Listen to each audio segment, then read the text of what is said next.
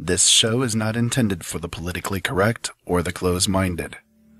Enter at the risk of opening your eyes. You have been warned.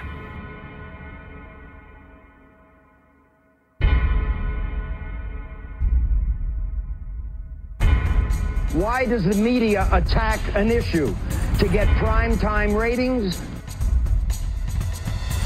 In my line of work, you got to keep repeating things over and over and over again for the truth to sink in.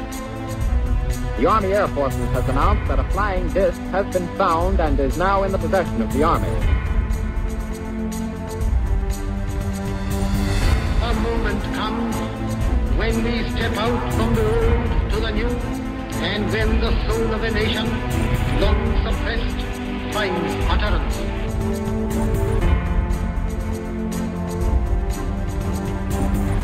To kind of catapult the propaganda. You are listening to Open Eyes with your host, Ira Robinson. From the normal to the paranormal, from government cover-ups to the depths of our consciousness, we aim to explore all things.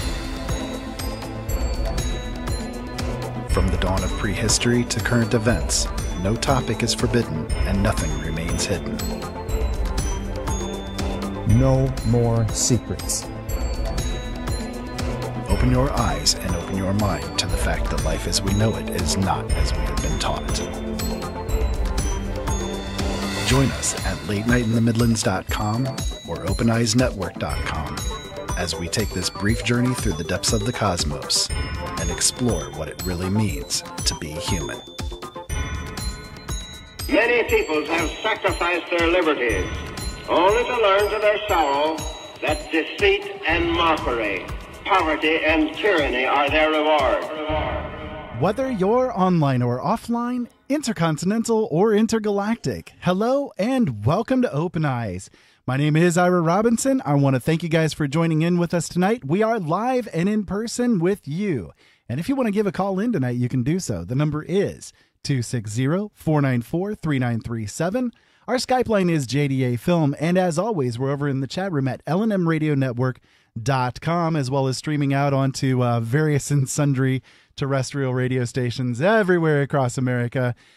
Pretty much wherever you want to be, that's where we're at. Anyways, we are live and also on YouTube. YouTube.com/C/Open Eyes Network is where you can find our show over there.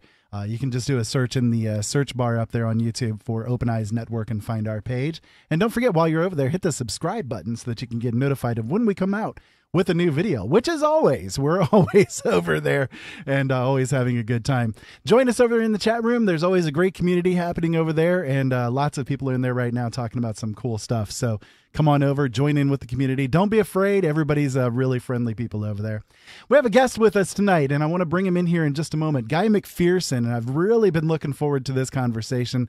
He's a really amazing guy. He's a lecturer, a scholar, a blogger. I mean, you name it, pretty much he's been involved with it, and definitely a really nice guy to talk to. So I'm looking forward to bringing him on in. And again, if you want to call in, 260-494-3937 is the call-in number tonight.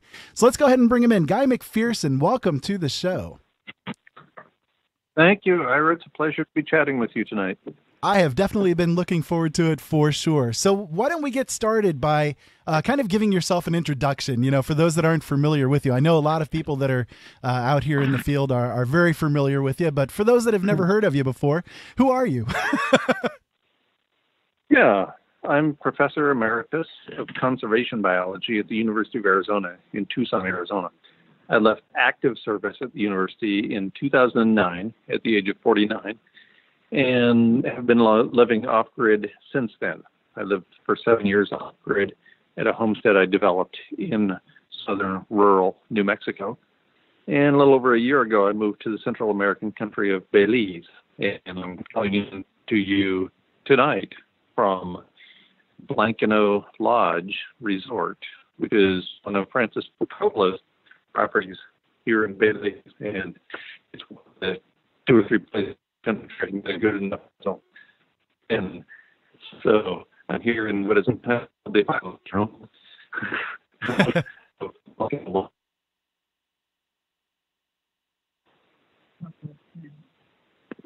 Oh, I think we lost you there for a second. Are you still there with us? I'm still with you, yes. There Sorry you go. if I drop out now and then. That's Yeah, the poor no. signal in the third world. Yeah, it's unfortunately something that we have to deal with the long distance there and the facilities that are available. So with you being a professor, now what studies were you deeply involved with there? Yeah, I was primarily a field ecologist. So along with the graduate students and some undergraduate students who work in my lab, I would conduct field research, manipulating the conditions in the field on such things, for example, as rainfall distribution. So we would set up these large rain out shelters, keep the rain out, and then we would have pretty large ecosystems beneath these rain out shelters, and we would add back in things like the normal precipitation in a normal distribution. In southern Arizona, that meant about 2/3 of the rainfall came in the summer, and most of the rest came in the winter, with very little in the spring and fall. And so we manipulate that particular variable by increasing the amount of summer rain or decreasing the amount of summer rain, so on, to see what happened to the ecosystems. So I was doing field research with graduate students for about 20 years from Tucson. And I also published a lot, not only in literature, but also in books. And I was reading a book on climate with a colleague of mine. We were editing this collection. If they'd done any significant work on the influence of rainfall as one aspect of climate change. People had been looking at temperature for a while as the most obvious thing, because temperature is increasing at the global level, and we've known this for a while. In 2002, the book came out in 2003. It was this edited collection that was the first such collection to focus on precipitation distribution, which, of course, everybody knows is hugely important in terms of ecosystems and ecosystem response, but nobody looked at it in any sort of holistic, comprehensive manner. So that was the end of the book. It continues to and have over a dozen books to my credit and hundreds of articles now. And in the last several years, I've become the world's leading authority on the topic of climate change, leading to lack of habitat for our species and ultimately, therefore, to loss of our species from planet Earth. Now, with the experiments that you guys were doing, one of the things that I've noticed living where I do, I'm up here in Indiana in the United States, and with the climate going on here, I've noticed that there's definitely been changes in the rainfall activity in our area, and I've also noticed that it seems like in the western areas, they've been getting decreasing amounts of rainfall, whereas towards the eastern part of the United States, there's been an increasing in rainfall. Is that sort of what you were studying? Is things along that lines? That's exactly right, and that's the expected pattern that has been predicted for 30 years.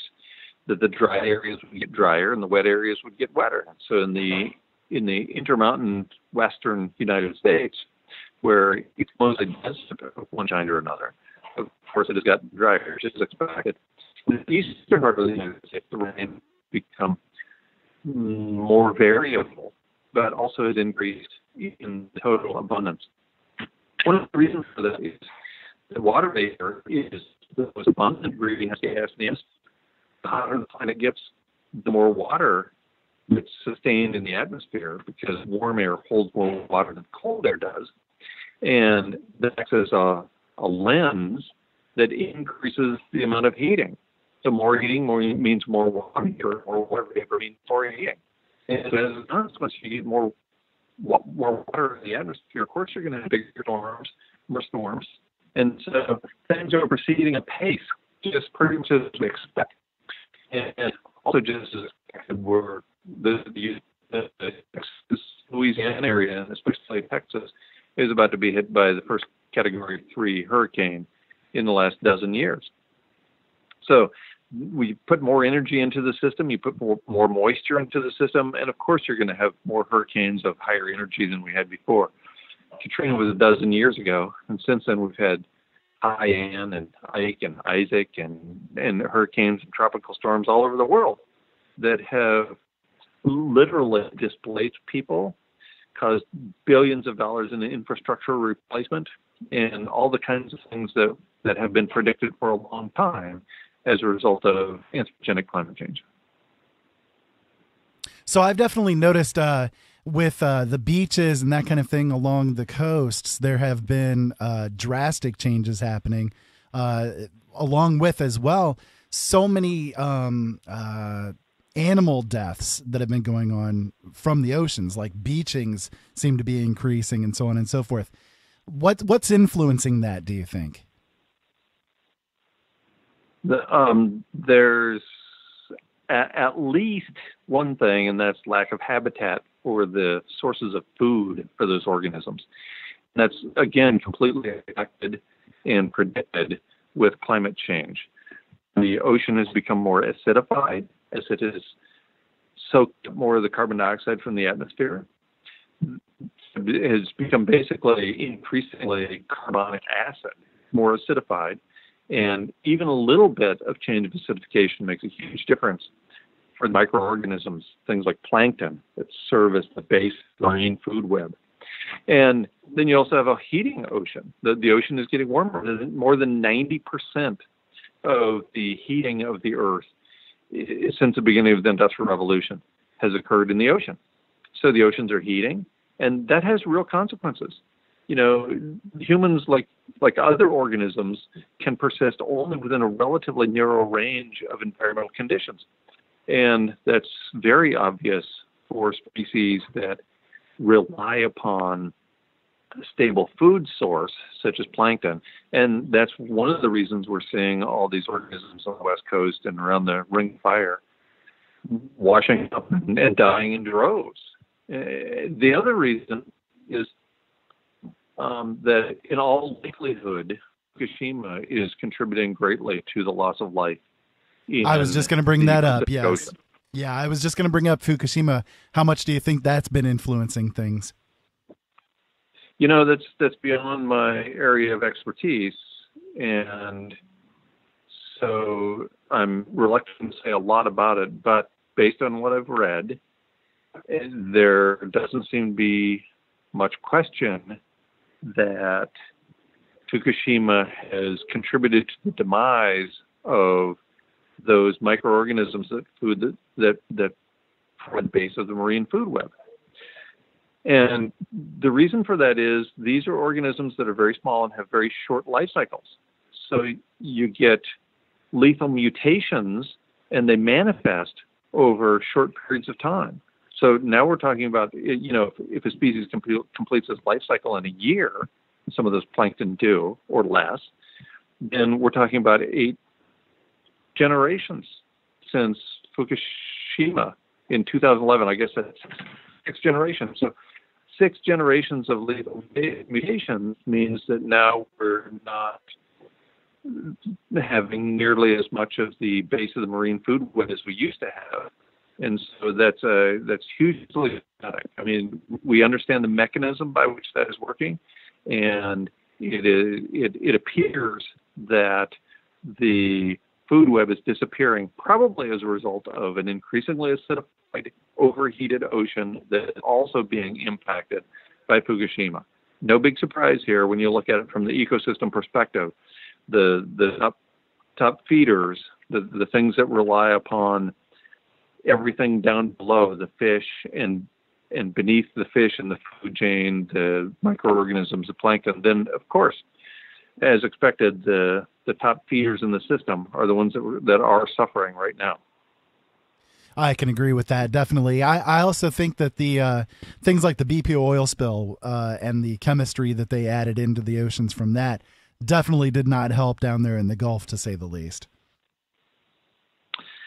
Yeah, and so, you know, it's just a classic case of we've been mucking with the system for a very long time since civilizations arose. And, you know, we wouldn't expect other species to be able to foul their own nest and not have consequences after a couple hundred years or a couple hundred generations of fouling their own nest. But somehow we think that we're different. Indeed, indeed. You have a website called Nature Bats Last. Where did you come up with the idea for that? You know, I don't know where the name came from. I was into baseball when I was a kid, and so that idea of being last at the plate and having that home field advantage was sort of buried in my subconscious from the time I was maybe 6 or 7 years old. And then, you know, before I named the website Nature Bats Last, I did a lot of research to make sure that it wasn't a copyright or trademarked term or anything like that. And it seems it was just out there in the ether with nobody claiming credit for first saying it. So I grabbed it because it seemed so absolutely fitting for the kind of work I've been doing over the course of the last couple of decades. I agree with you there. I saw on the website you had an article that you just wrote. I think it was last week. And I thought it was both humorous and ironic because it sort of fits in with how I think and how I've done my show for a very long time. You were talking about even in spite of the what you've been putting forward, that we're on the road to destruction by what, 2030, I think it is. You still brush your teeth every day. Right. That's a funny thing, you know. I try to maintain my sense of humor through this whole situation, because I coined the term the sixth stage of Elizabeth Kubler-Ross's 5 stages of grief, and that sixth stage is gallows humor. And so I try to maintain a sense of humor about myself and about the mess we're in, because otherwise I would just go absolutely out of my mind. I'm with you there. I look at I go to humor is my go-to event. You know, it's like what I always do whenever I see things going wrong. I always take that humorous thing. So I think I've kind of inherently got that gallows humor embedded in my system somewhere. Right, and I mean, you can laugh or you can cry. Exactly. Right? And I'd prefer to laugh, and I spend plenty of time crying too. Well, you know, one of the things that I've talked about quite a few times is how people are in deep state of fear mode, pretty much on a constant basis, and thinking all the time, well, you know, we're all going to die. I know, like, some people out there are claiming, like, in September this year, there's going to be something huge happening. We're all going to die and everything's falling apart and so on and so forth. And yet at the same time, the fear that's there, I mean, the fear is really, it's useless to me, because when you're in that fear mode, you're put into stasis and you're not actually doing something to accomplish changing things so that this stuff doesn't happen, right? Absolutely. And you fear and hope, oddly enough, as the twin sides of I can't predict the future coin, at least not with great certainty. And so our typical response to I can't predict the future is hope for the best or fear the worst. And neither of those does us. And let's take action instead of thinking that somebody else is going to make it better or make it worse. So I think fear is a really bad idea. You know, Bill Hicks, the stand-up comic who died in the early 1990s at age 2, talked about this a lot. And he talked about a fear-based culture as opposed to one that is rooted in love, that is based in love. And I think he absolutely nails that. And I think fear is a particularly poor emotion. For me, it's no hope, it's no fear, it's no shame, it's no blame for everything that's going on. We're all part of this mess. Let's come together with a reality, a sense of camaraderie, and a sense of love, instead of using fear to get something from somebody. But, you know, for a fear-based culture, pretty hard to overcome that. It is, unfortunately, yes. And that's something that I've tried to change in my own life, as well as through my shows, trying to help people to come to terms with the fact that fear really, it does no good. You know, it's like the phrase that I always say about fear, it's really akin to worrying. And if you're worrying about something, it's a waste of energy, because if you're worrying about something that you can change, then you should change whatever it is that you're worrying about, and you won't have to worry about it. And if it's something that you can't change, then don't worry about it, because it's not going to do you any good anyways, right? Absolutely. And this sort of ties into, I'm not a Buddhist, but there are several principles of Buddhism that I try to point out, that I try to adhere to. And then the fear or projecting something into the future is contrary to the Buddhist tradition. Instead, taking action is relevant, and equally important, not being attached to the outcome of those actions, because we've all done things and we thought we did right, we did the right thing, and we couldn't have done any better, and the situation turned out horrible anyway. So that's, it's just the breaks of the game, and the game is life. The game is the game that we're all here to play, and so sometimes we don't have any control over the situation, so we do the best we can and not be too attached to the outcome, because if we're too attached, it's just going to drive you crazy. There's a great line in this relatively new movie. I don't watch very many movies, but I saw the latest Mad Max version, Fury Road, and the protagonist turns to a woman and he says, Hope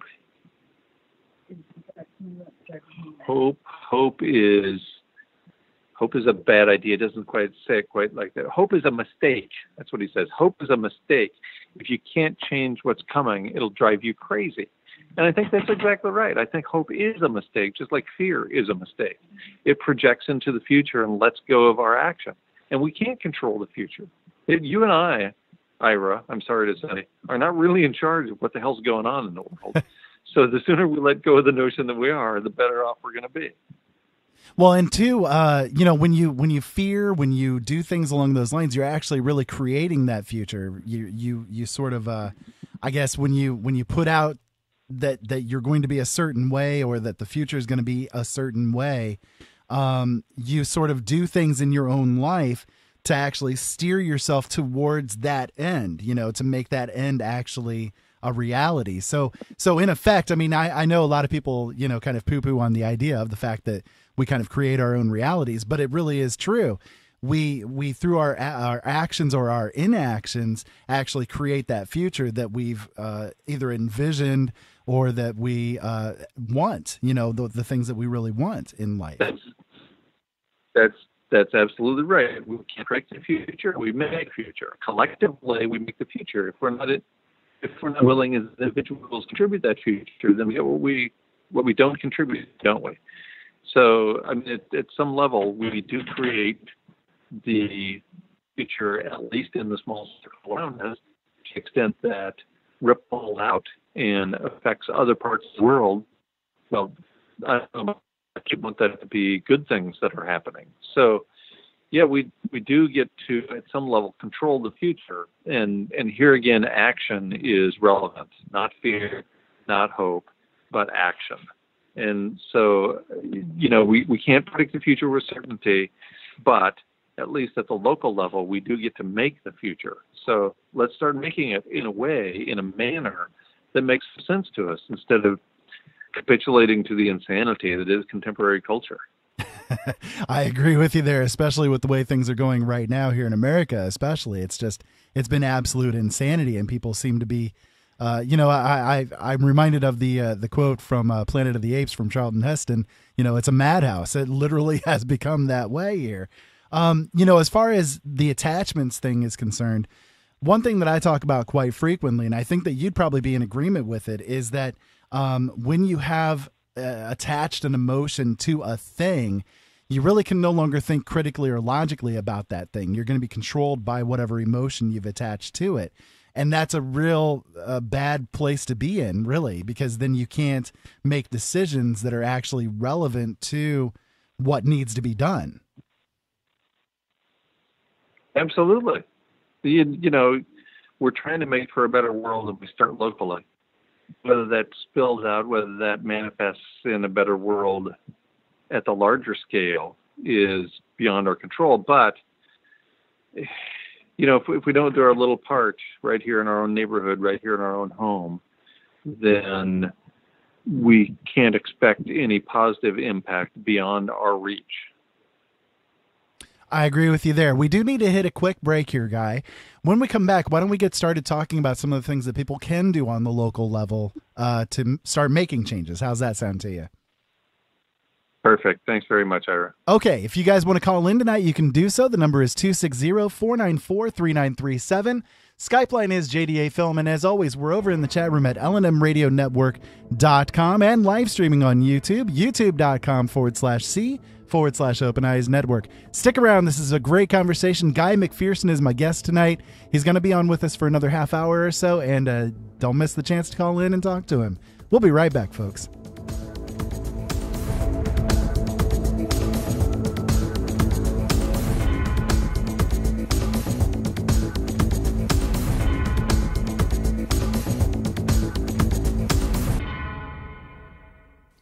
This is your last chance. After this, there is no turning back. You take the blue pill, the story ends. You wake up in your bed and believe whatever you want to believe. You take the red pill, you stay in Wonderland, and I show you how deep the rabbit hole goes. Remember, all I'm offering is the truth, nothing more. Newly released into paperback and ebook format, Illusions and Dreams, The Ultimate Collection is an anthology of short stories and novellas from author Ira Robinson. Dark desires, tragic decisions, and amazing journeys. Shadows lurk out of the corner of your eye. Burning questions and bending realities force their way into your mind. All this and more will become part of your illusions and dreams. This is the ultimate collection of short stories by best-selling author Ira Robinson. In this book, you'll find new places, new faces, and be taken on a journey through amazing illusions and dreams.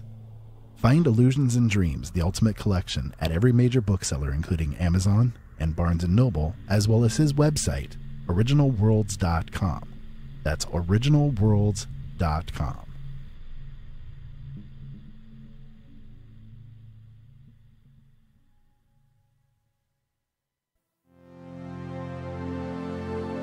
Open Eyes seeks out the heart of matters, looking for explanations in places that most other radio hosts refuse to go. No subject is forbidden, and nothing remains hidden. Listen to Open Eyes on the Late Night in the Midlands Radio Network, weekdays from 7 to 9 p.m. Open minds, open hearts, open eyes.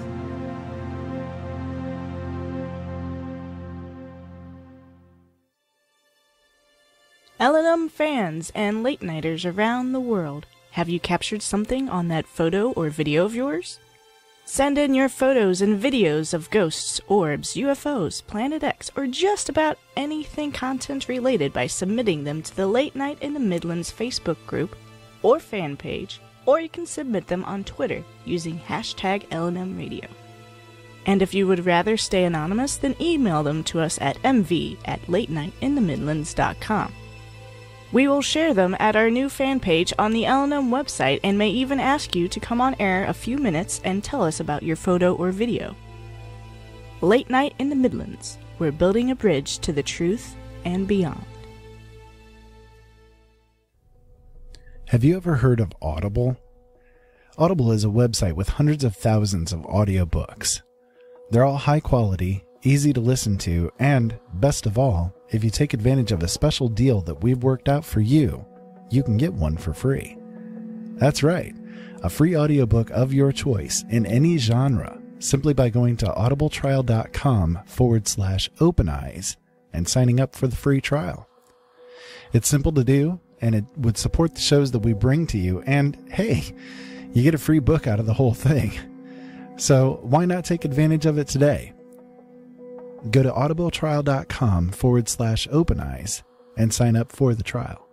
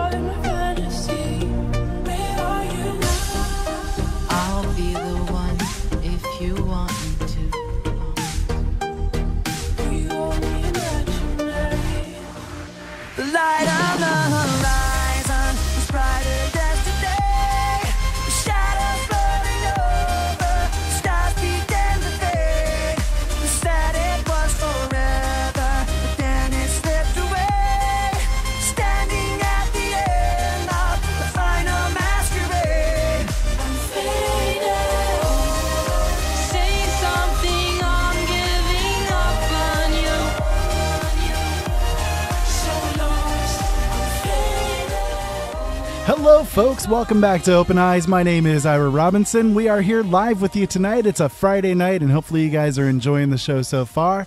I know I am. I'm here tonight with Guy McPherson, and it's definitely been an interesting conversation so far, and hopefully you guys will call in and join in with us. 260-494-3937 is the call-in number. That's 260-494-EYES. We're also over in the chat room at LNMRadioNetwork.com. Come on over and join in with us. It's always an interesting time over there. But anyways, so Guy, we are back from the break. Thanks for sticking with us there. And I know your connection's a little bit tenuous at best here and there, but we're getting through and everything's coming through just fine. So before we hit the break there, we were getting into some of the trials and tribulations that we've been going through. And I want to... You know, one of my things with my show is I want to give people hope. I want to give people things to work with. I want to give people something to do, you know? So one thing that I'm a big advocate of is aquaponics, tiny homes, you know, making your life so that it's more smaller, harmonious, all of that kind of good stuff. So what are you into, I guess, is the best way to put it. Well, as Schumacher wrote in his book from the 1960s, maybe early 1970s, small is beautiful.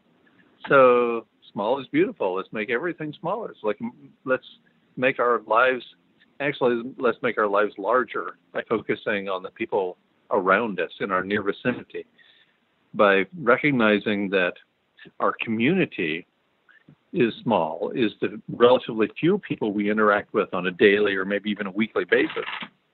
We can establish tighter connections with those people, more connections that are deeper rooted in reality, connections that are deeply rooted in love. So I think that's hugely important. And how does that lead to the way I live? Well, I moved out of a major metropolitan area more than 8 years ago, because the whole idea of a major metropolitan area consuming material resources from beyond its boundaries, including all the food and in the case of Tucson, all the water, and all of the fossil fuels brought in to heat and cool the place, just became too much. I was teaching classes and pointing out the horrors of the way we live, the horrors of American imperialism, and yet I was living right there at the apex of empire myself. And so at some point, you can point the stuff out. You can't teach it every day in the classroom and continue to look yourself in the mirror.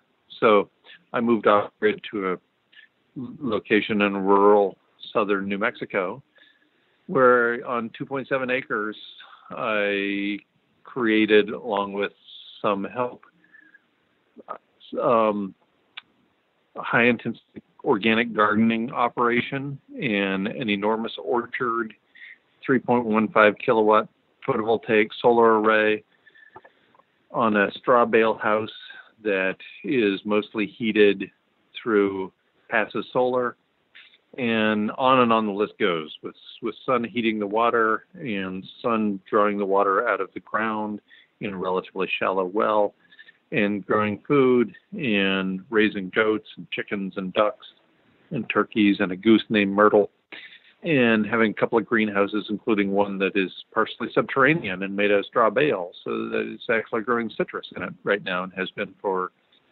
half a dozen years. So at 4,600 feet in southern New Mexico, this is a major accomplishment. So I've been walking my talk.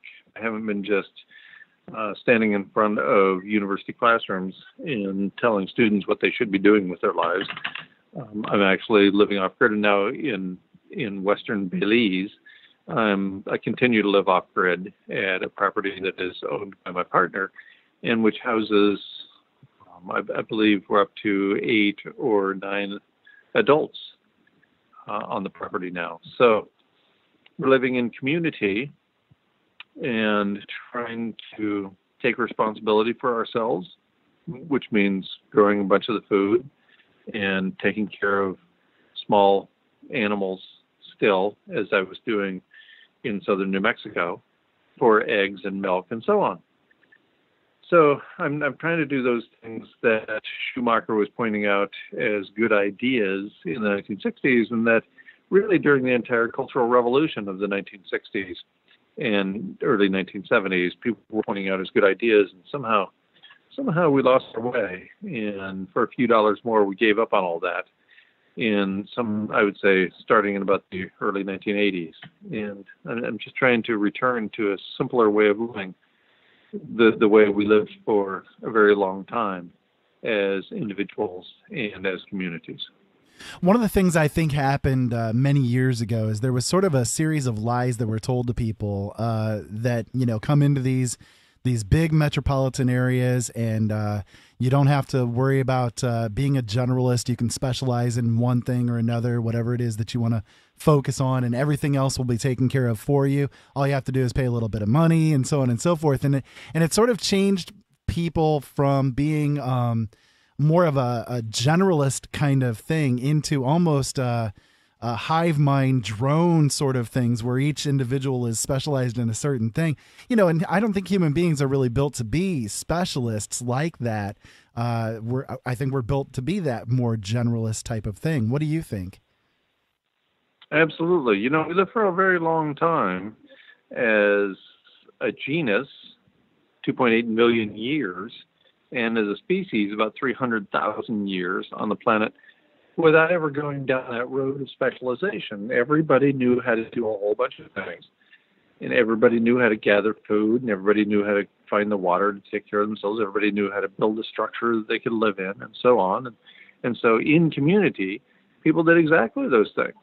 And it's only been within the last few thousand years and greatly ratcheting up within the last few decades that human beings have begun clustering in cities and living in a completely different manner and assuming that this is the only way to live, exploiting the earth and exploiting people of color and exploiting women and so on, so that a few people at the top of the so-called pyramid are doing really, really well, while the rest of us act as wage slaves for a system run amok a long time ago.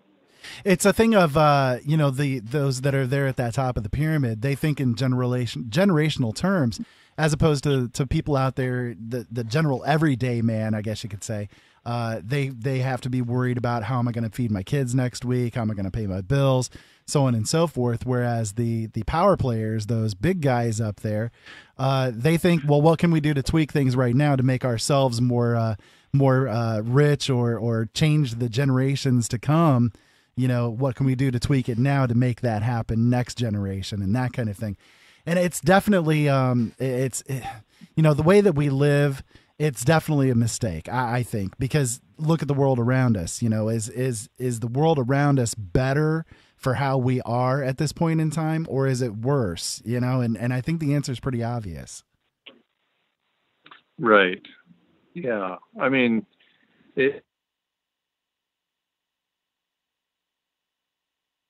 you're in that 1% category. Things are working out just fine. Yeah, exactly. There's days I wish I was in that 1% so I wouldn't have to worry about anything, but it is what it is, right? Yeah, it is what it is.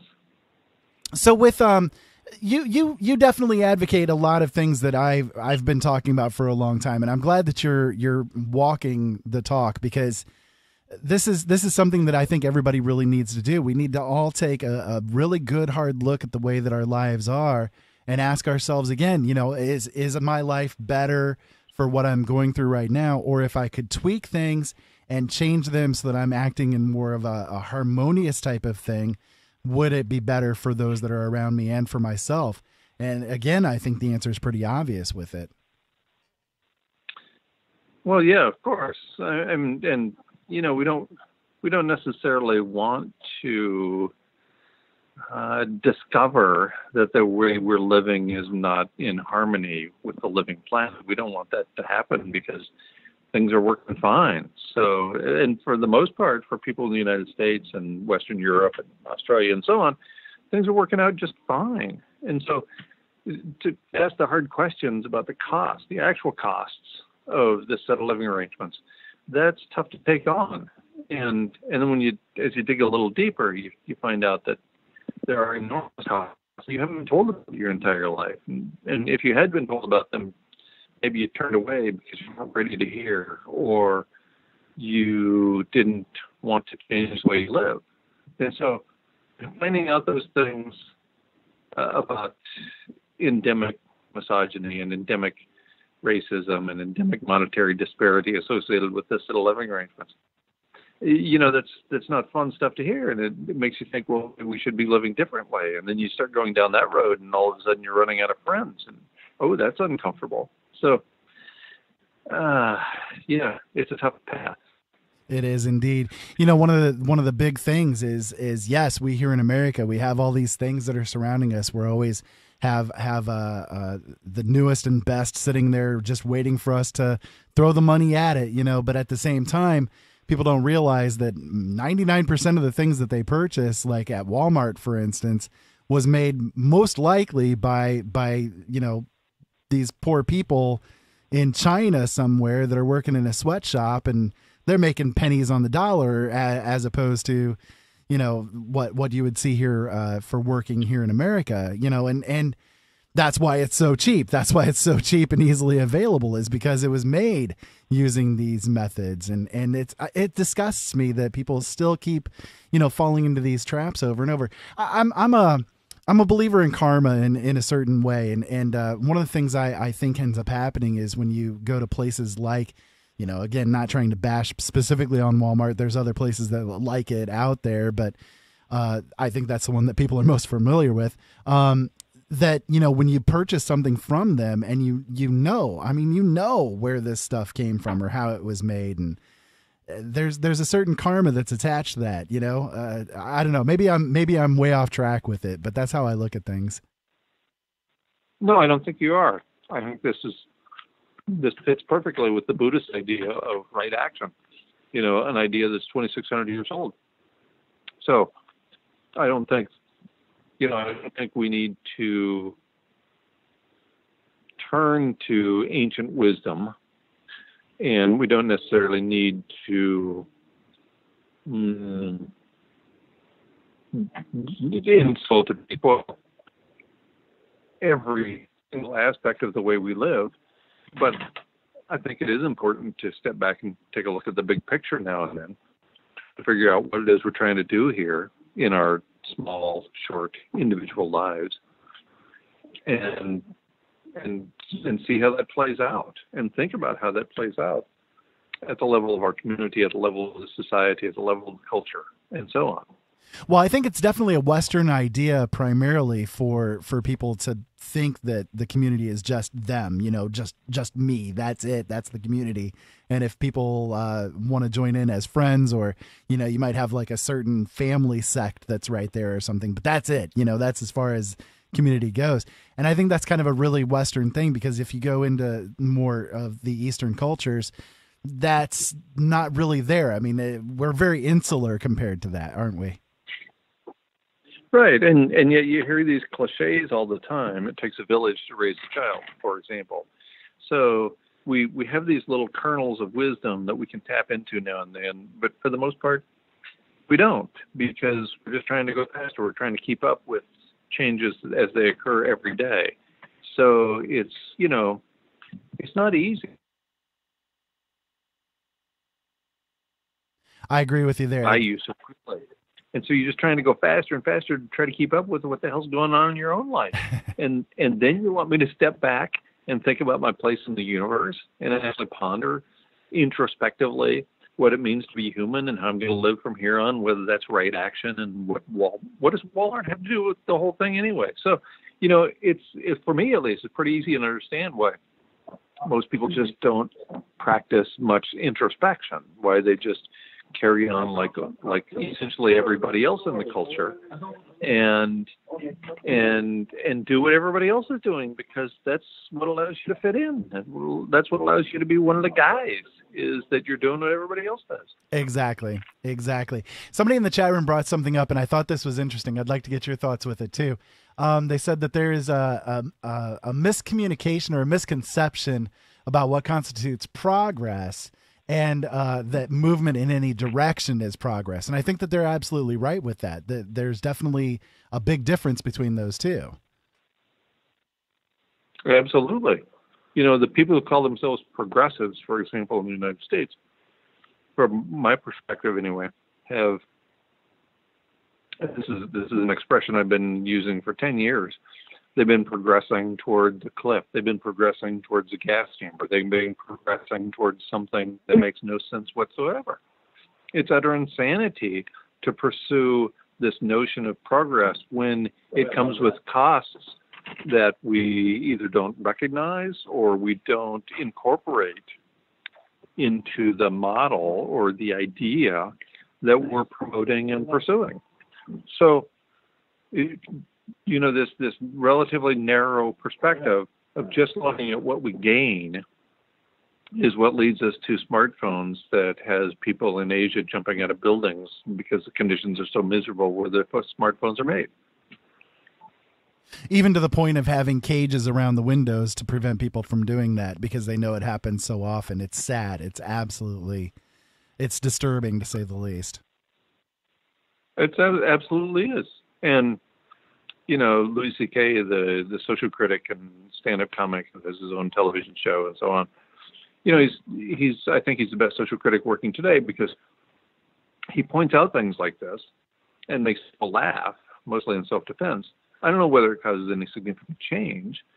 The whole idea of me having a smartphone as little as 5 years ago was anathema. I couldn't even imagine that I would be using such a device because I know what the costs are. And yet here I am talking to you on one and keeping up with my email messages at the same time. Sorry about that.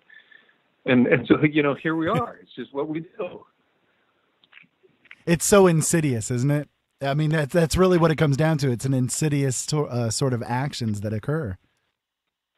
Absolutely. And sort of contrary to the way we started this conversation when I said these actions that you take at the local level are the ones that maybe will ripple out and manifest. Contrary to that, if I give up the smartphone, will it make a bit of difference? No, the machine will march on. If I thought for 1 second that me giving up the smartphone means that all cell phones go away, I would have done it years ago. Right.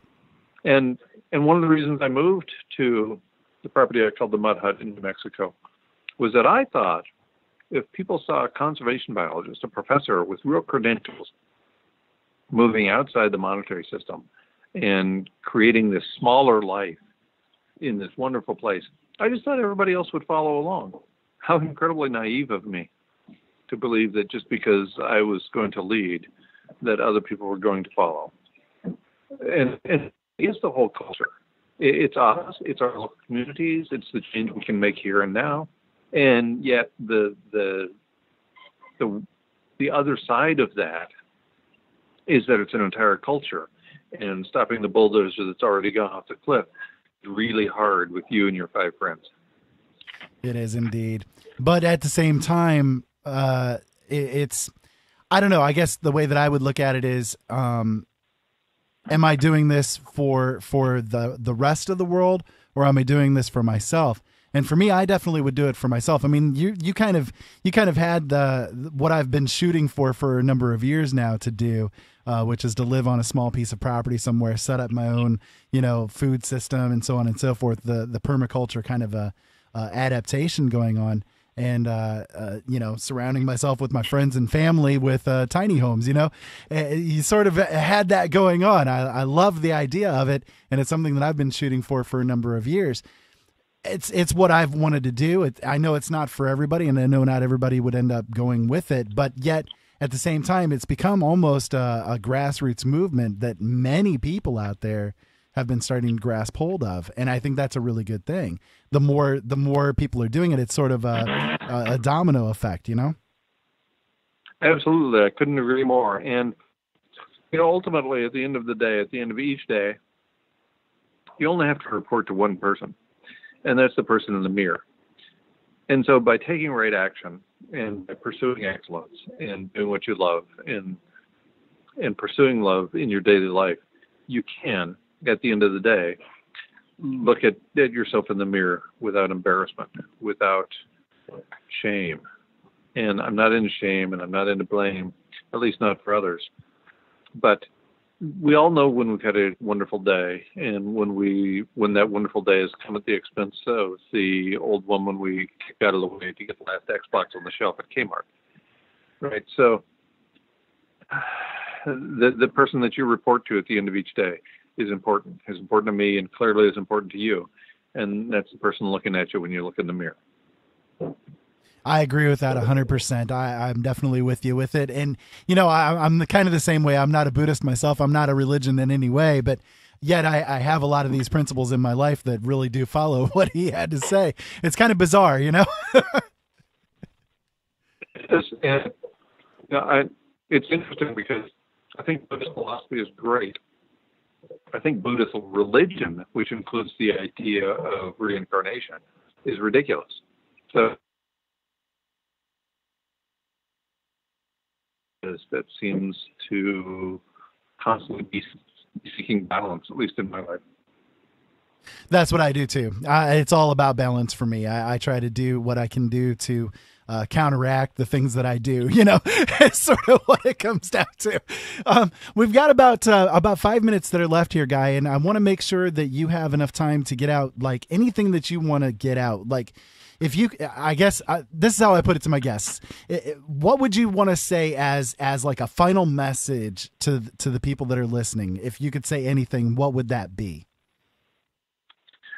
Do what you love, do it well. Life is short, and you know, without even putting timelines on it, I don't think there will be humans on the planet in a much shorter time than most other people are telling you. I think that civilization's days, industrial civilization, are quite numbered, and that's going to have some real impact for more than half the people around the planet. I think our days are really, really numbered. My message in light of that information is to passionately pursue a life of excellence. We don't have long here. As I indicated a few minutes ago, the only person you need to report to every day is yourself. Can you do that? Can you look at yourself at the end of the day and say, I had an excellent day. Yeah, I did these 3 things that I'm not proud of, but for the most part, it was a better day than yesterday. And if we keep going and make every day better than yesterday, we're on the right track.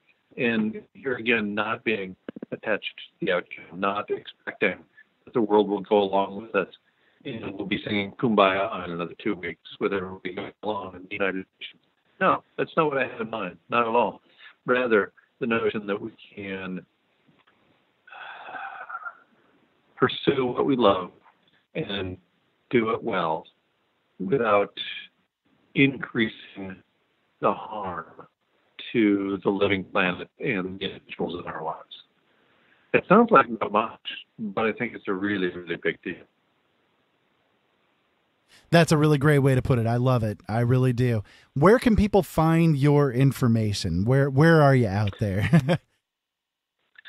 Nature Bats Last, that's the name of the website. The URL is McPherson.com. And last I checked, even if you spell Guy McPherson wrong, you're still going to come pretty close. So if you type in Guy McPherson, that's my name, .com, it'll take you to a website called Nature Bats Last. Right at the top, it's the tagline, passionately pursue a life of excellence. Our days are numbered. So you'd hurt to miss it. I will have your info linked up on our website as well as on the YouTube archive here, and make sure that people can find you through that way if they want to. Guy, this has really been a great interview. I've loved talking to you, and I would love to have you come back on the show anytime that you'd like to come back on. Let's make it happen. I look forward to that, Ira. It's been a real pleasure. Awesome. Thank you so much for being here tonight. And sorry we didn't get any calls, but we did have a lot of people in the chat room that have been discussing what you've been talking about. And it's definitely been very fascinating. I've been into it, to say the least. But thank you, Guy, for coming on tonight. And be safe down there and always have fun. You know, that's the way I always look at things. Absolutely. Pleasure's all mine, Ira. I look forward to the next time. Have a great night. You too. Be well. Bye-bye. So there you guys go, Guy McPherson, and again, you can find his information at Nature Bats Last, GuyMcPherson.com. Take a look. He's got some really excellent articles over there, some awesome information. And like I said, he kind of takes a humorous bent on things too. So yeah, definitely a really great guy to have on tonight. and I really am glad that he came on with us.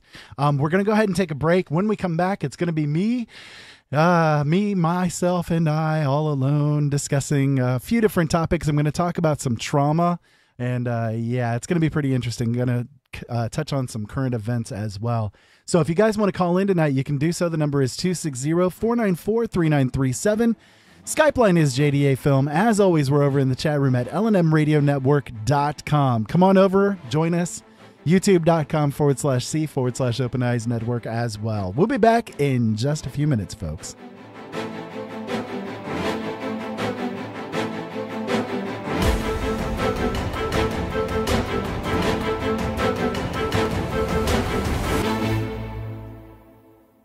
The LNM Radio Network and Late Night in the Midlands depends on you, the listener. Without you, there would be no us. So help us continue to bring you the best guests with the best information and subscribe today. Information on becoming an LNM subscriber can be found at the top of LateNightInTheMidlands.com. Just click the About Subscriptions tab and become part of the family while helping the truth stay alive.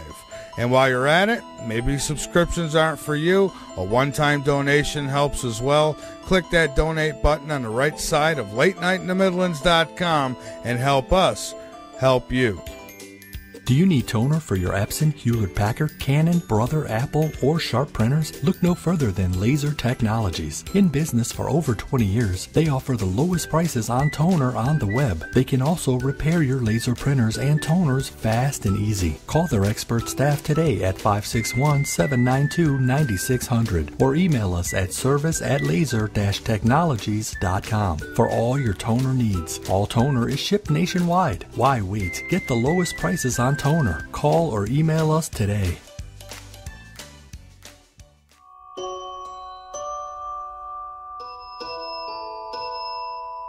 To hide the truth once you know it makes you think that you are better than everyone else.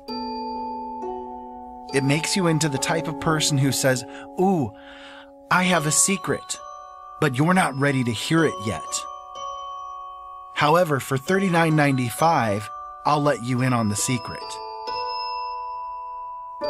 You'll lead the people to the promised land for the cheap price of 3 easy payments of 1/3 of their soul apiece.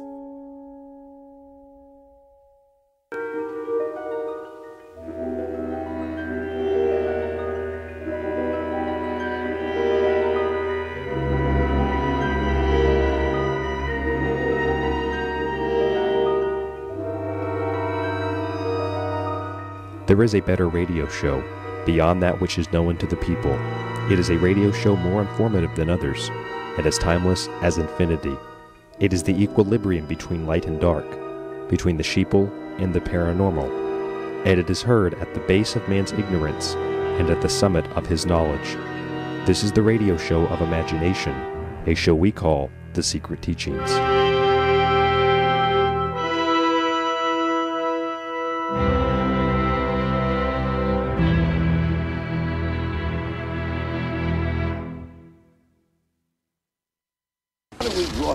Draw the line between protection of national security, obviously the government's need to obtain intelligence data, and the protection of civil liberties, particularly the sanctity of my home. You've got no right to come into my home. The government's been in bed with the entire telecommunications industry since the 40s. They've infected everything.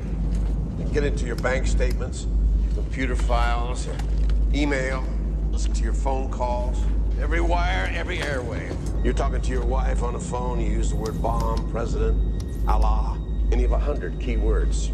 The computer recognizes it, automatically records it, red flags it for analysis. That was 20 years ago. Sooner or later, you have to bring in an element of persuasion, an element of getting people to consent to what is happening to them. We are in process of developing a whole series of techniques which will enable the controlling oligarchy to get people actually to love their servitude.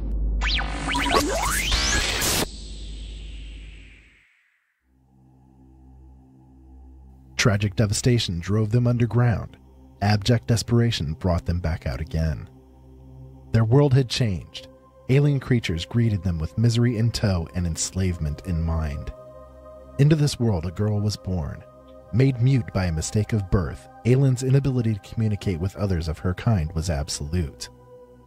But natural things, animals, trees, the softly creeping things in the night, were open to her and had many things to teach her, including how to save her world from those beings that held her people in thrall. Aylin's first Silent Steps are just the beginning. Silent Steps is the first book in the Takik Cycle trilogy. Aylin is a young girl caught in a world that she is unable to communicate with, trapped between her people and the monstrous creatures that enslave them. With each step she takes, she comes ever closer to her destiny.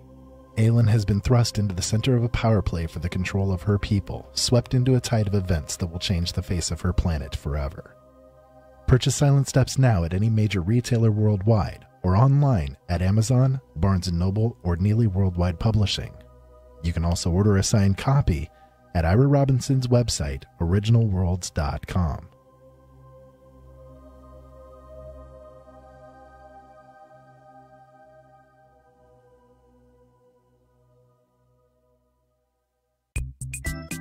If you find yourself angry over the wealth gap and the way the financial system and banks are set up, or you find yourself looking for non-genetically modified foods because you refuse to consent to being a science experiment to big bio and big chem, or perhaps you have abandoned your trust in government and religion altogether, then you might be an RDS, a radical danger to society, otherwise known as a terrorist.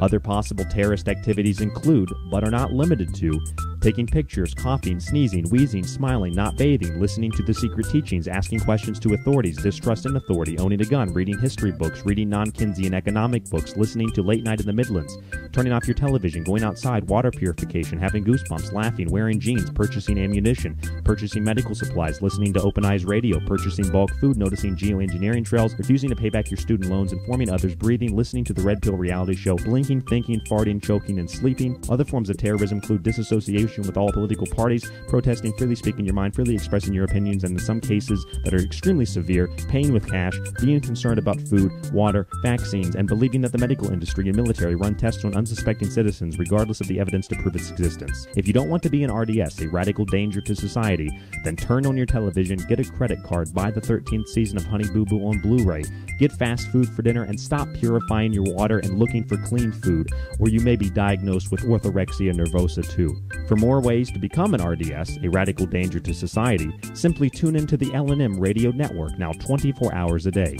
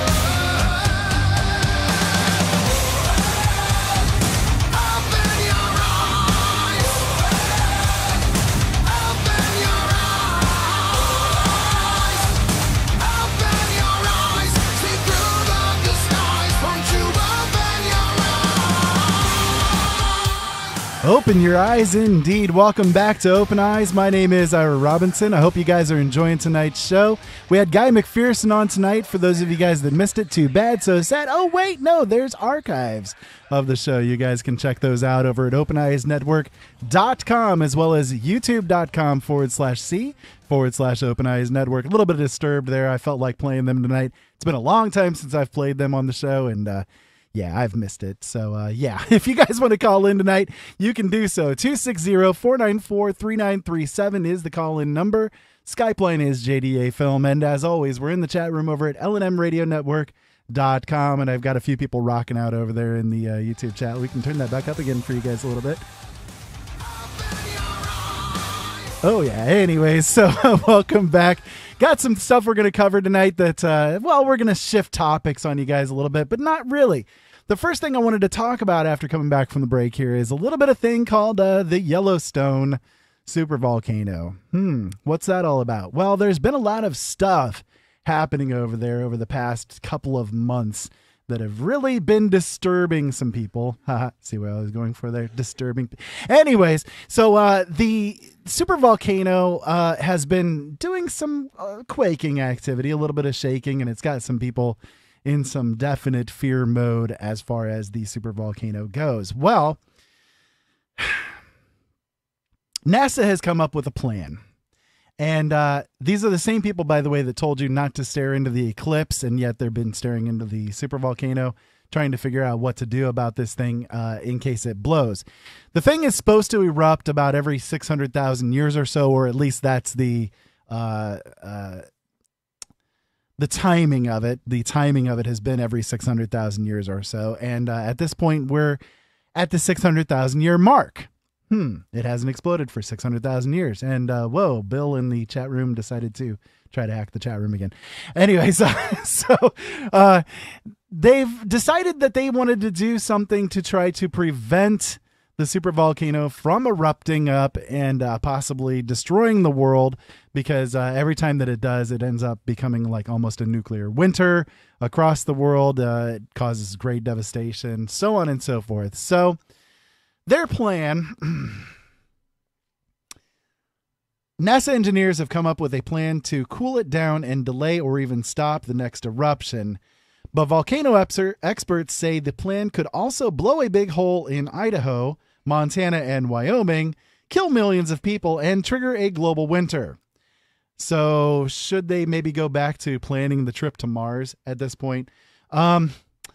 The warning about the volcano, the news of the plan, and the warning about the plan all come from the same person, Brian Wilcox, a scientist at the Jet Propulsion Laboratory and a former member of NASA's Advisory Council on Planetary Defense, the group watching for incoming near-Earth objects and developing plans to destroy or deflect any big ones heading for direct impact.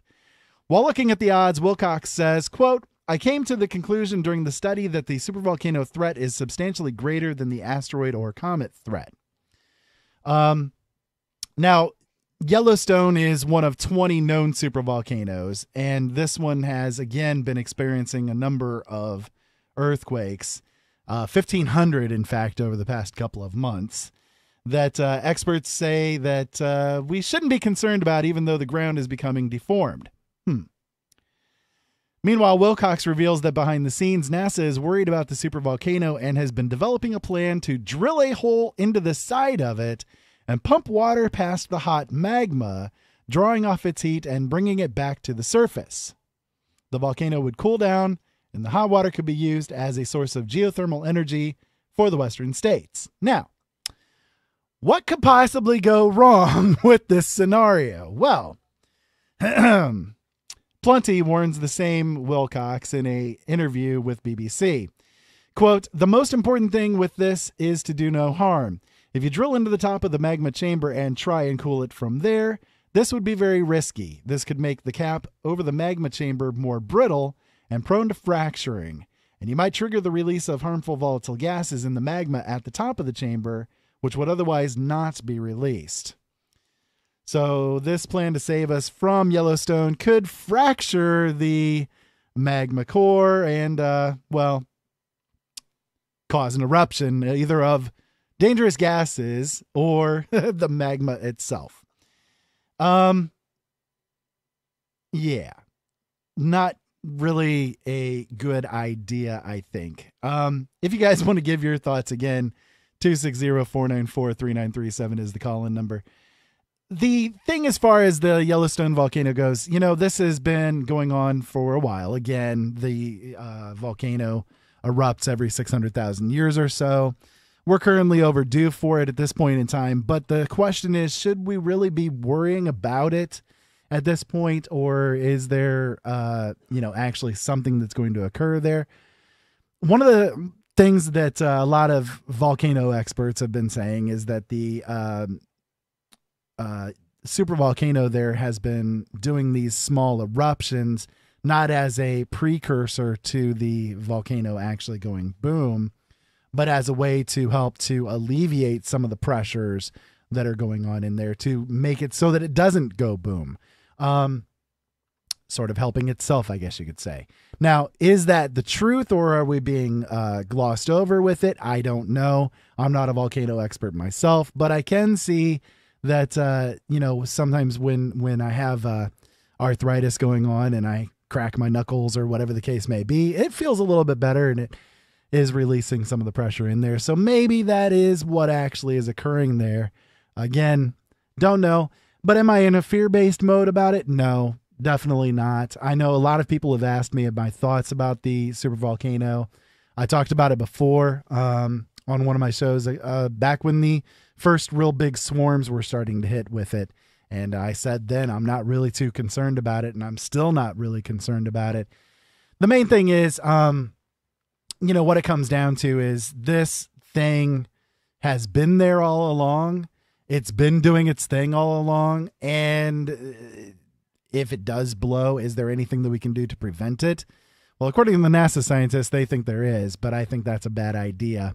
I don't think it's a good idea to be drilling a hole down into the magma chamber of the supervolcano and make it go all over the place.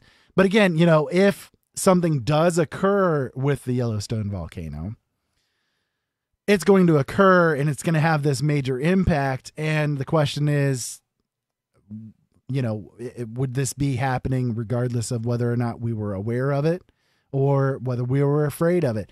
What it comes down to, guys, is fear really doesn't do much good. Like I was talking about with Guy here earlier, fear is not really a great way to live. And I know that a lot of people out there, they get addicted to the fears. They get addicted to that methodology of thinking. And unfortunately, because of that addiction, they spend a lot of time and a lot of effort, a lot of energy in trying to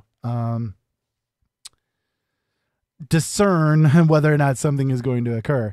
Again, I mentioned earlier about the September date and how a lot of people are currently looking at that as being the new time that we need to be aware of. And, oh my God, be afraid, be afraid, be afraid. And again, I'm not scared of anything happening there.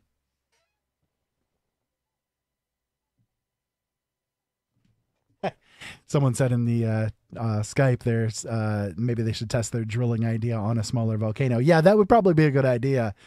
Test it out on a smaller thing before they do it on the big, massive supervolcano that could potentially kill all of us, or at least a great amount of people. But again, yeah, I'm not really afraid of anything as far as the supervolcano goes. I'm not really afraid of anything as far as this whole September date goes. Again, nothing's going to happen with that one. I guarantee it. The September 23rd, 24th, whatever is going to come along, it's going to come here and it's going to be the same as it's always been. It's going to be the same as it's always been. Don't be afraid. That's really what it comes down to. And this leads me into another series of things that I wanted to discuss tonight. These things that happen with people, these fears that come up with these dates that people put out, these times that people put out, it causes a lot of chaos in people's brains. It causes a lot of chaos in people's bodies. When you're stressed, the changes that happen in your body is absolute. Your brain shrinks. You can no longer think as clearly as you could before. You stress out in your body. Your heart starts experiencing trauma. Your body itself, the hormone levels change in drastic ways. And your body basically goes into a shutdown mode to protect itself is really what it comes down to. You're still going to be functional, but how functional are you compared to how you normally would be if you weren't in that stress mode? And one of the quickest ways to get into that stress mode is to fear. So there are people that are out there that understand these things. There are people that are out there that have the idea that people get addicted to these fears. So if you guys are curious about what I'm going to be talking about here for a little bit, I definitely recommend you guys go to my website, originalworlds.com. On that site, I have for sale my book, When Good Relationships Go Bad. You can also find it on Amazon and Barnes & Noble bookstores. It's available everywhere worldwide. When Good Relationships Go Bad. In the book, I talk about how people get addicted to different emotions. And the biggest thing I think that ends up occurring is that people get addicted to trauma, especially trauma. And this maybe goes in a direction that explains why people end up staying in relationships that they know are either bad for them or actually abusive, whether physically or psychologically. And, you know, to be honest with you, I've been in both. I've been in both a physical abuse relationship as well as a psychological abuse relationship. And trauma-wise, I came away with more trauma from the psychological abuse as opposed to the physical abuse. And I know that sounds strange, but in some ways I think psychological abuse is much harder on a person and much harder to recover from than a physical abuse situation. Unless you've been, you know, very severely damaged, you know, broken neck, broken bones. Even broken bones can heal, but if you've been paralyzed by the abuse and things like that, that's a little bit different. But when it comes to, you know, the other kinds of traumas that you can have, I think that to be honest with you, psychological abuse is much more difficult to deal with. Now, because of the traumas that happen to people, they actually can start to get addicted to those traumas. And again, I think this is one of the reasons why people end up sticking in these relationships for a much longer period of time than they know that they should. The trauma, you know, when it comes down to it, really, it's sort of a thing of when you're together with a narcissist or a psychopath, a lot of times what happens is they go through a pattern with you of abuse and then reward, abuse and then reward. So as an example, one of the things that I went through was the person that I was with would hit me, and then if I was doing something that they approved of, you know, then they would hug me, they'd kiss me, and that kind of thing. And so it was an abuse and a reward situation. So creating the trauma, then giving the reward when you do something good or something that they feel is the right thing to do. So with that being said, it's sort of like you know, you get addicted to those rewards. When you're in the trauma, when you're going through the trauma, you get to a point where you don't realize even that the trauma is occurring, and the only thing that you become really aware of is the rewards. You will do anything that you want, that you can do to make sure that you're getting those rewards. You're getting that cookie or whatever, you know. And again, that's an addictive kind of a process. Your body and your brain become accustomed to that as a matter of survival.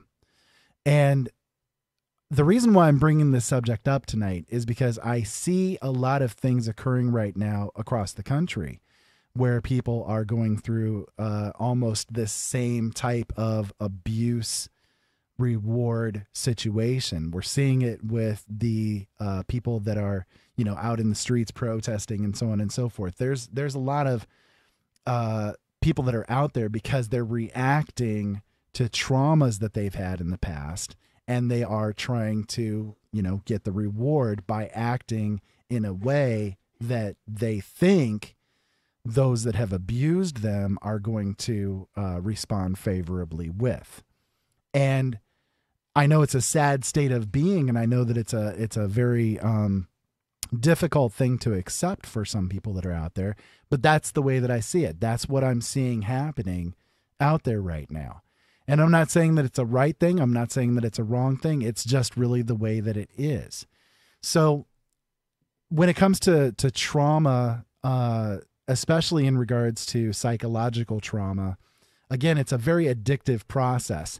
your body becomes so accustomed to the hormone releases that go on when you feel a particular emotion that it will do anything that it can do to convince you to continue on in whatever way you're going through, in whatever things that you're doing.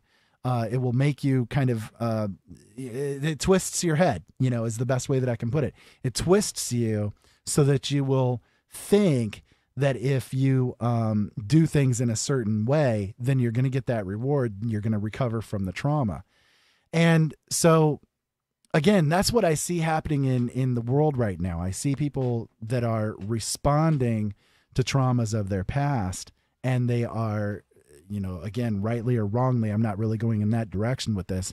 They are doing what they can to receive the pat on the head, the hug or the kiss, the cookie, the reward for their actions.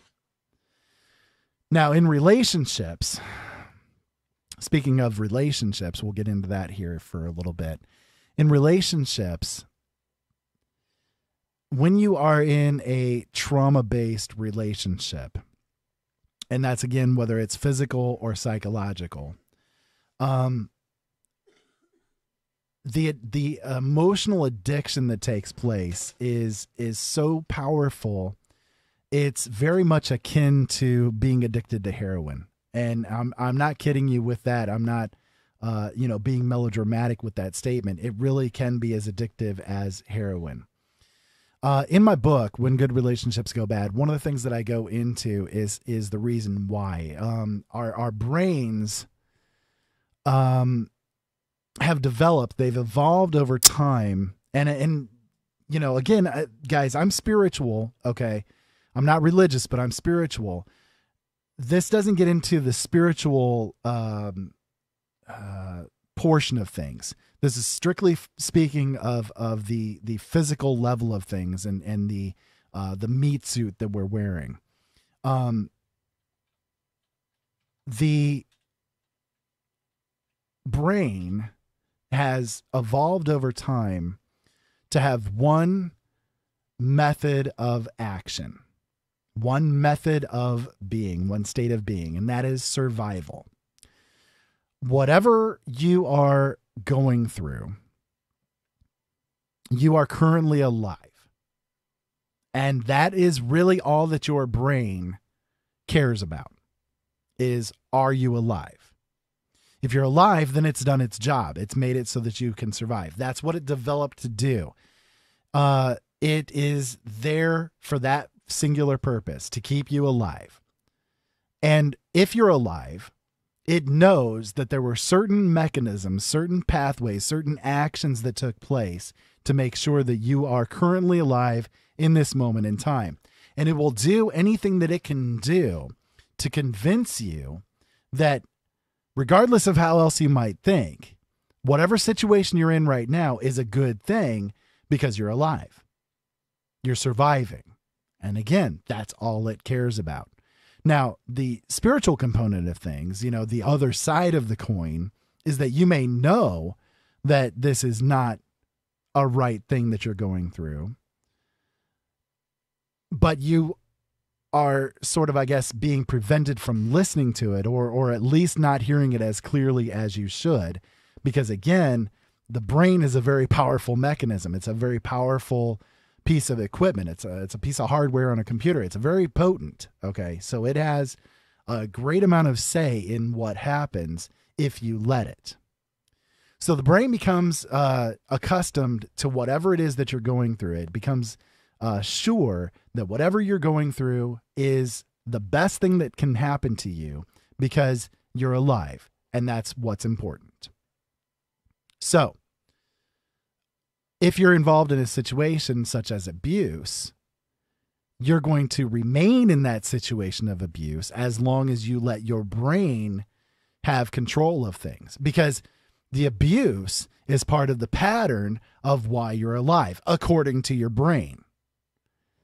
Again, if you're currently alive, if you're in a bad situation, it doesn't care. Your brain doesn't care. All it cares about is that you're alive. You're surviving, and that's all that counts. So, is that, again, a right or a wrong way to be? I'm not going to get into that, but it's just a thing. It just is. It's the way that the brain works. So that being said, if you are in this abuse, if you're in this trauma happening, you need to start listening to your spiritual side of things. You need to start listening to what your heart is telling you. It knows that this is not a situation that you need to be involved with. It knows that you're not thriving. You're stuck. And it's probably telling you right now that this is a situation that you need to get out of. Trauma is a difficult thing. Trauma is a horrible thing, but it's not something that you can't get over. It's not something that you can't get past. The way that I look at things is this. I've been through a lot of trauma in my life, and I've been through both physical and psychological or mental abuse. I've gone through the emotional addictions of it all myself. And there are still times where, for instance, Jolene will lift a pan in a certain way, and I'll flinch because that's just that mechanical response to the traumas that I'd had before. Or she'll say things in a certain way or do things in a certain way. And again, I'll flinch at it, or I'll feel a little lousy for a few minutes until I realize, wait a minute, this is not the same situation. But again, it's just that mechanical response to that trauma that I had had in the past. Does that mean that I let that trauma control me? No, because the way that I look at things is this. If the person that I was together with, if the person that abused me knew that what they did to me had any kind of influence on my life, they would take a sick sort of pride in it. They would be, cackling with glee at the idea that what they did had an effect on me so much that it impacted the way that my decisions are made, the way that I act in my life, so on and so forth. They would love it. And I don't want to let them do that. I don't want to give them that satisfaction. So if anything else, if you're a person who is trying to recover from traumas, that's perhaps some way that you could look at it yourself. Remember what you went through and the person that you were with, and ask yourself, do I want them to still have control over my life, even though it's been a year, 10 years, 20 years since the time that I was with them and went through what I did? I didn't want to let that happen to myself. And that's something that I'm really advocating to people that are out there to really hear clearly. Don't give the person that abused you the satisfaction of knowing they have control over your life.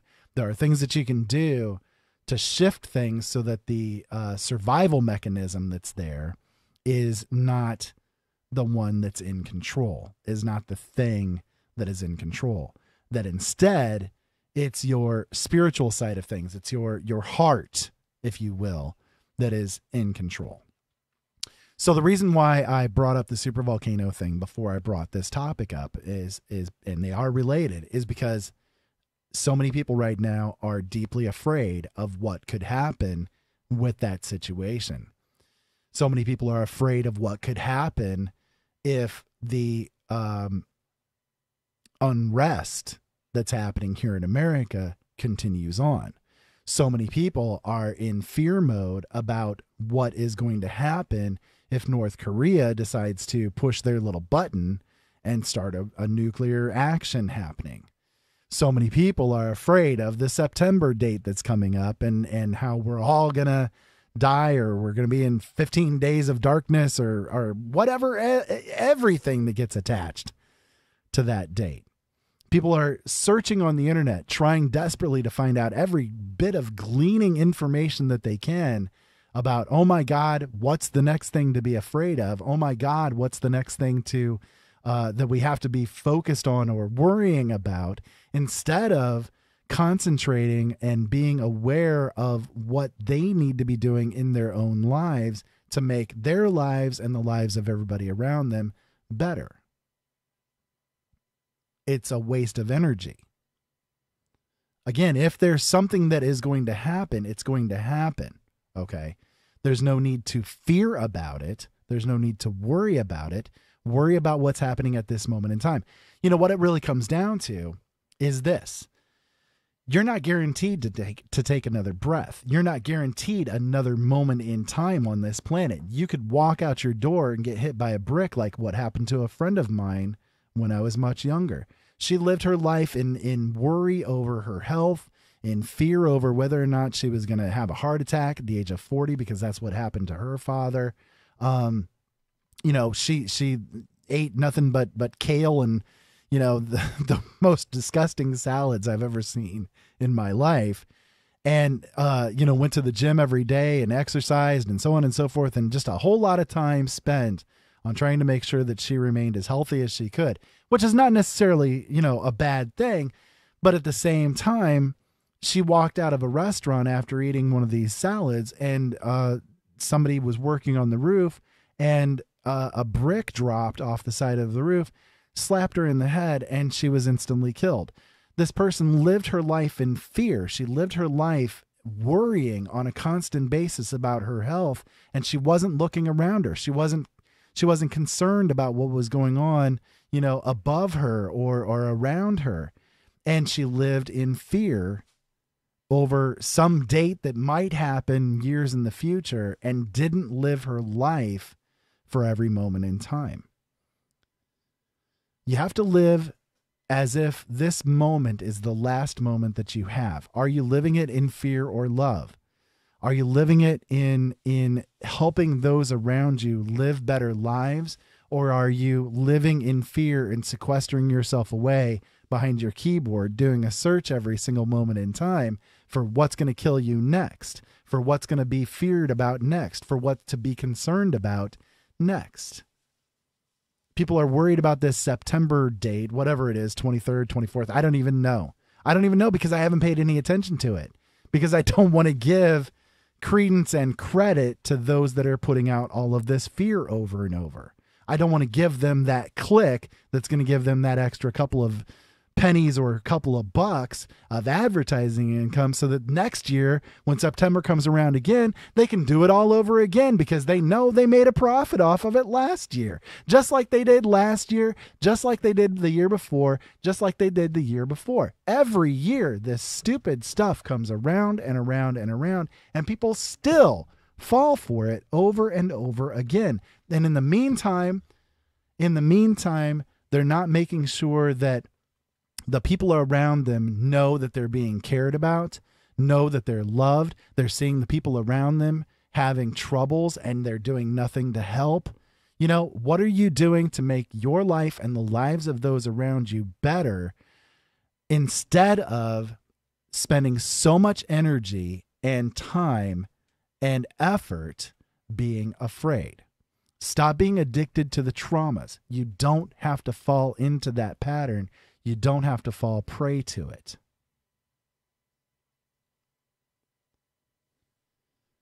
The mind is a very powerful piece of equipment, but the only thing that it's designed to do is to make sure that you're surviving. It doesn't have anything to do with who you really are or what you can do for yourself and the people around you.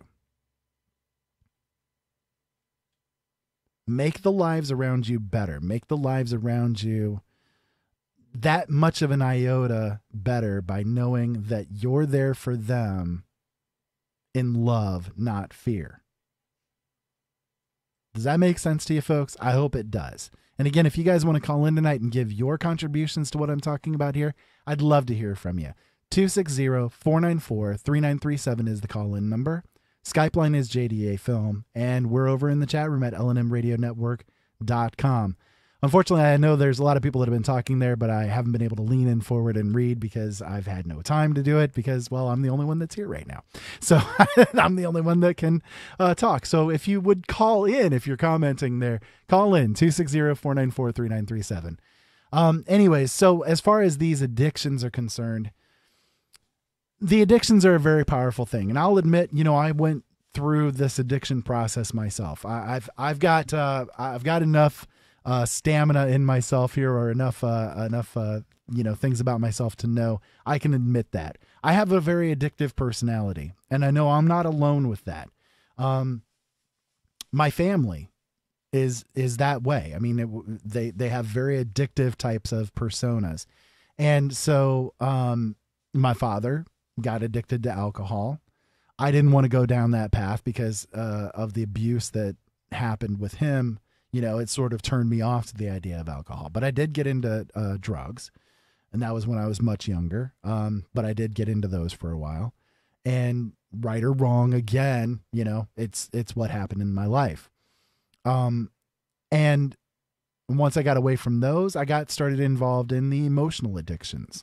So really what it comes down to is that people are addicted to a lot of different things, whether they really realize it or not. And emotions are very especially potent when it comes to addictions. The chemistry that flows through you when you feel an emotion is that. It's a chemical. It's a series of chemicals and hormones that flood through your body, and your different receptors within yourself pick these chemicals up, these hormones up, and it has the physical response to these emotions. So for instance, when you get angry at something, that certain set of chemistry is running through you, and you feel the physical effects of it because your body literally is changing when you are angry.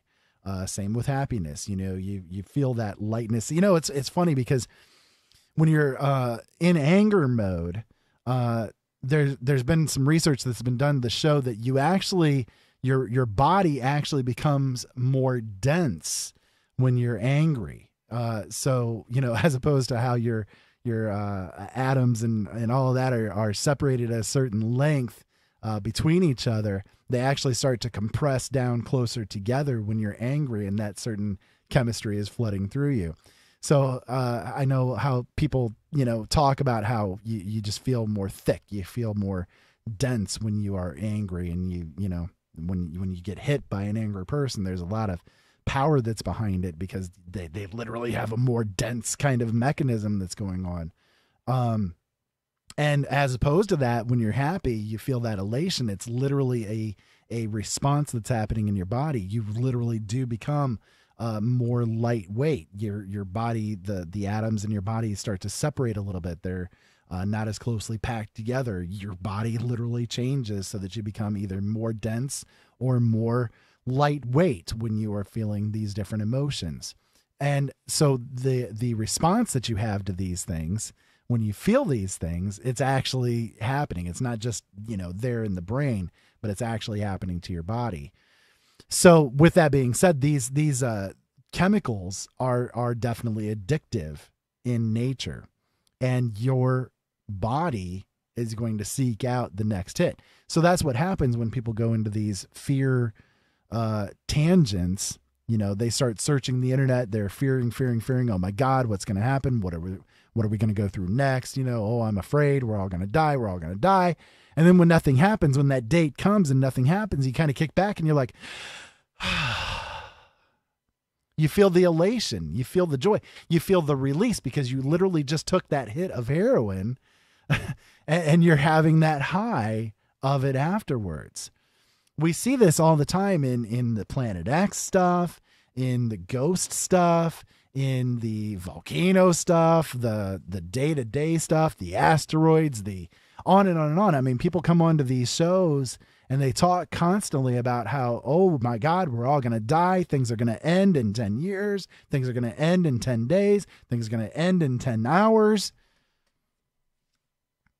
What are you doing in the meantime? You're not even guaranteed that next 10 hours. What are you doing in the meantime? Are you spending it in fear, or are you spending it making sure that those around you are taken care of and know that they are loved by you?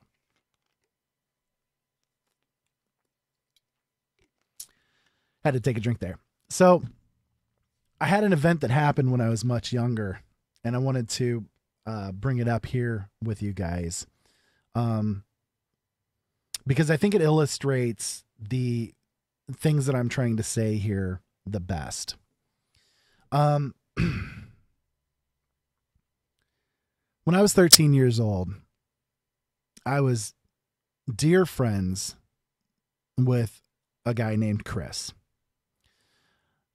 Chris and I, we had done many things together. We'd hung out so often. We'd spent days upon days hanging out together. And, you know, just, he was my best friend in the world. I loved the guy. He was great. Chris came over to my house one day and we got into a fight, as people sometimes do. It was a stupid fight. And at this point in time, I don't even remember what it was over. It was something inordinately stupid, though. I know that because you're 13. What else are you going to argue about? He left my house that day with the words from me, "I can't stand you. I hate you," echoing in his ears. And he left. That night, I got a visit from his mom. His mom came over. She was devastated, in tears. Chris, his brother, and his sister were driving down the road, and somebody intentionally ran them off of the road. In the process of running them off the road, they went into a field in the car, and they went front end first into a tree. The only tree around for a half a mile in any direction. All three were instantly killed. The last thing that this man, my dearest friend in the world, someone that I loved above anything else, heard from me was, "I hate you." For a long time, I carried that with me, and I still do. But for a long time, I carried that with me, hurting, thinking to myself over and over, what did I do? What did I do to him? He didn't know in those last moments that I loved him. Now, I know better now, but it still hurts. Even after all this time, it's still something that had such a dramatic impact upon my life that at this point in time, and ever since that time, if I get into an argument with somebody, I can't let them leave until things are settled. I can't let them walk out the door until things are settled. And if they walk out the door, I've even said to people when we first start becoming friends, and I don't do this anymore because I've changed a little bit over the years, but I even said for a long time, when I would meet somebody new and start to become friends with them, don't ever walk out the door angry with me, or we can't be friends, because I don't want to go through that trauma again. Now, again, I've changed over the years with that, but it's still something that I carried with me in that way for such a long period of time. The reason why I wanted to bring all that up is because I want people out there to understand through what I went through, not to live their lives with those last moments with people in anger. Because you never know what's going to end up happening. You never know whether or not the person that's now walking out that door, a person that you love, a person that you care deeply for, is going to hear, or carry with them to the other side, you telling them how much you hate them, or how much you are angry with them, or having a fight and anger in them in those last moments. It's not something that I want to do to anybody else. And I hope that people out there will take what I'm saying tonight to heart, don't do this. Don't make it, learn the lesson from me, from my own experiences, vicariously. Don't do this to yourself or to those that you care about. Make every moment that you can about love, about joy, about happiness, about things that you really can have control over. And if you've gone through traumatic experiences in your past, know that they don't have to have an influence on the person that you are right now. Know that you can get past them. They're still a part of your makeup. The abuse is still a part of me. I'm not a person that didn't go through it at this point in time. I went through it, but I don't let it impact the person that I am right now and the decisions that I make on a daily basis. Again, you can look at it as a thing of if you want, if it helps you to get past it at first, then think of it in the terms of, I don't want the person that abused me to have the satisfaction of knowing that I'm still hurting. Because that's what they intended. That's what they wanted out of it all. They still have control over your life. Now, everything that you've ever gone through, every experience that you've had, every advertisement that you've seen, every book that you've read, every movie that you've seen, every person that you've met, they all have become a part of your makeup. They all have become a part of yourself. And everything that you do, every decision that you make is a culmination or is made out of a culmination of everything that you've experienced. From the moment that you're conceived forward, it's all part of your experience. And it does have an influence on the decisions that you make in this moment. Now, that being said, if you allow these things to have an influence over the decisions that you're making, then are you actually in control of the decisions you're making? You see, it's a subconscious kind of action, but you can have a conscious effect on them by kind of retraining yourself into a new mode of thinking.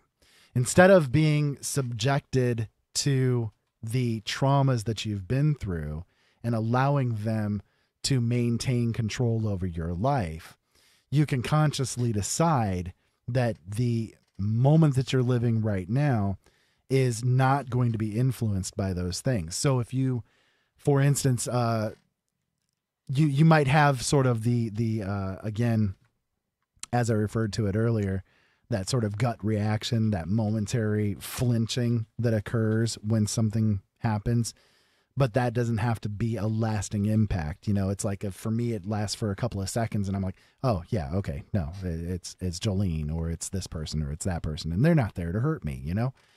I don't have to let that gut reaction, that instinctive thing that happens, to have a full control over me. And you guys can be that way too. If I meet somebody new and they have certain reminders of the past, I don't have to let that person carry the burden of the person that abused me, just because they might look a little similar or sound somewhat similar or things like that, they don't have to have that trauma that I'm carrying placed upon them. I don't have to treat them in that same way, if that makes sense. So, with all of that being said, I wanted to give you guys a little bit of information as far as if you are in a relationship that isn't the best for you. There are some things that you can be aware of or watching for in your relationships to know, if you're having those kind of signs. So I wanted to give you guys them here. So, for instance, again, like I mentioned earlier, you have the trauma and reward situation going on. So if there's a pattern of, that kind of thing occurring, if you've noticed, you get hit or you get yelled at, and then, I don't know, a day later, a couple of hours later, suddenly you're seeing them come at you with, "I love you, come give me a hug, come give me a kiss, let's go out to eat, let's go to dinner, let's go to a movie, let's go on a date," that kind of thing. That's that pattern of abuse and reward. So be aware of that. Be constantly vigilant for that kind of thing occurring in your relationships. If other people around you are disturbed by what they're seeing in your relationship or what is said or done to you, but you brush it off, that's maybe a sign that you're involved in one of these kind of relationships. And again, whether it's physical or emotional or psychologically speaking, all of these things are definitely there, and other people can see it. Other people are aware of it because they see the trauma happening inside of you. If you feel stuck in the relationship because you see no other way out, that's sort of what I went through in mine. The person that I was with, for instance, one of the things that they told me was, "If you ever leave me, I'll kill you." And then they said, "Well, no, I love you too much to kill you, but I'll break your effing back." You see, I felt like there was no way out of that situation. I had nowhere that I could go. I was a guy, so there's definitely no shelters that I could have gone to. I might have been able to go to a halfway house for addictive things and lied my way into it in order to get out or something like that. But there's really not much as far as guys goes that we can do to go to a shelter away from these abuses. And that's a whole other topic in and of itself. But, you get into a pattern where you feel like there's no way out, and there really is. There always is a way out. You keep having the same fights with your partner that go round in circles with no real winner. There's not really a winner in relationships, fights. It's not a win-loss situation. It's the relationship, and it's either a good one or it's a bad one.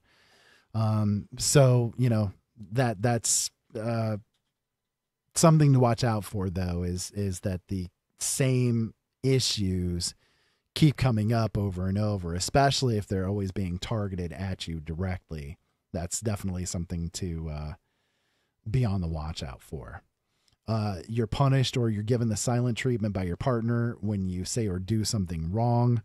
Again, you're not a child. You shouldn't be punished or abused in any way, shape, or form. There's no discipline that needs to be involved in the relationship. You're an adult in an adult relationship. There's no punishments that are there. You see, there's no discipline that's involved with it. You feel unable to detach from your relationship, even though you don't truly trust or even like the person that you're in it with.